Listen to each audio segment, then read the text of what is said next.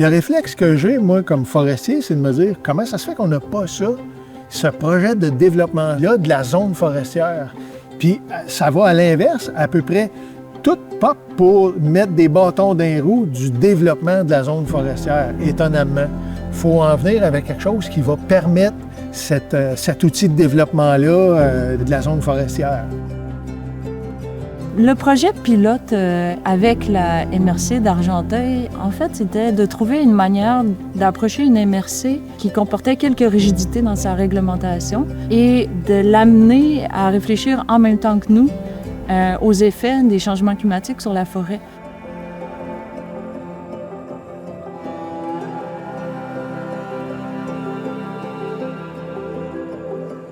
Quand on nous a parlé du projet de vulnérabilité des forêts face au changement climatique, évidemment, c'est quelque chose que la MRC a sauté à pieds joints dans ce projet-là. Une MRC où le monde municipal a comme mission d'assurer le développement durable de sa forêt pour améliorer la qualité de vie de ses citoyens au sens large.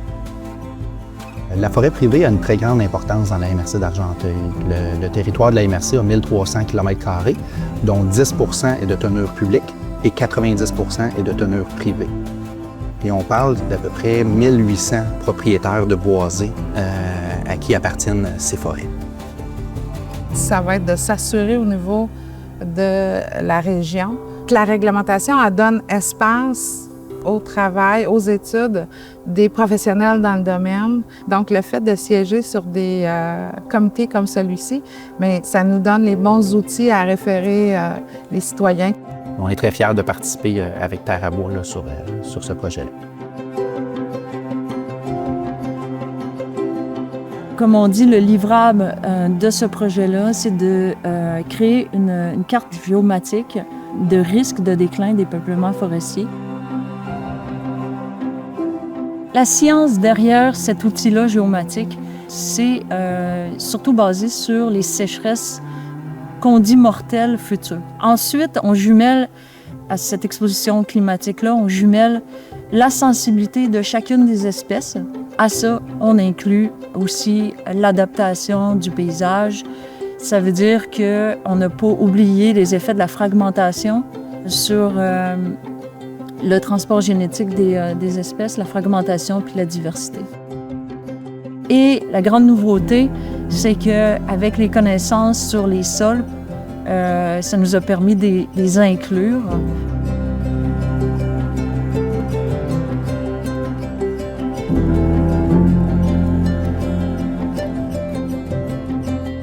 On voit des outils qui sont maintenant concrets à la portée des professionnels.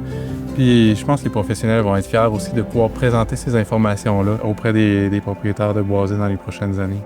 Que ce soit les propriétaires, que ce soit des intervenants du milieu municipal, les MRC, que ce soit des professionnels aussi au sein des organismes de bassins versants, au sein des organismes de conservation.